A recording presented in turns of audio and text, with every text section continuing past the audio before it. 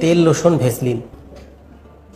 দেখবেন আমাদের দেশে প্রচলিত অনেকেই বলবে যে সরিষার তেল লাগানো খুব ভালো। আবার যারা একটু আপডেটেড তারা বলবে যে না, লোশন লাগাও। কেউ বলবে না, লোশনের চেয়ে ভেসলিন ভালো।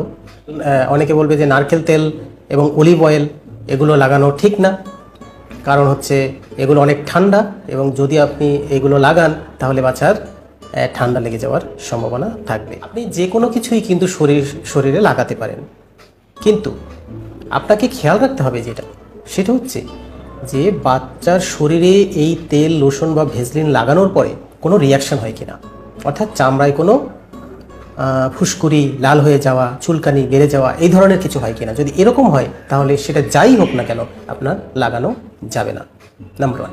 নাম্বার 2 হচ্ছে যারা বলেন যে নারকেল তেল, অলিভ অয়েল এগুলো অনেক ঠান্ডা এবং এগুলো লাগালে বাচ্চার ঠান্ডা লেগে যেতে পারে। আসলে ঘটনাটা ঠিক নয়। হ্যাঁ, ঠান্ডায় দেখবেন নারকেল তেল জমে যায়, অলিভ অয়েলটাও হাতে নিলে অনেকটা ঠান্ডা মনে হয়, কিন্তু অলিভ অয়েল বা নারকেল তেল লাগানোর আগে যদি আপনি হাতে ভালো করে একটু ঘষা দিয়ে এটাকে গরম করে নেন তাহলে কিন্তু এটা আপনি লাগাতে পারেন।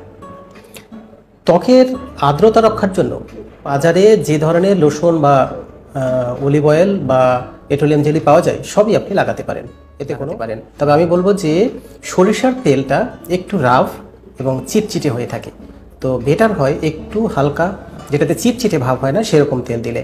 সেটা অলিভ অয়েল অথবা নারকেল তেল দিলেও কোনো সমস্যা নাই। তবে যাদের ঠান্ডার ভয় আছে তারা এটা দেওয়ার আগে অবশ্যই একটু হাতে গরম করে নিন।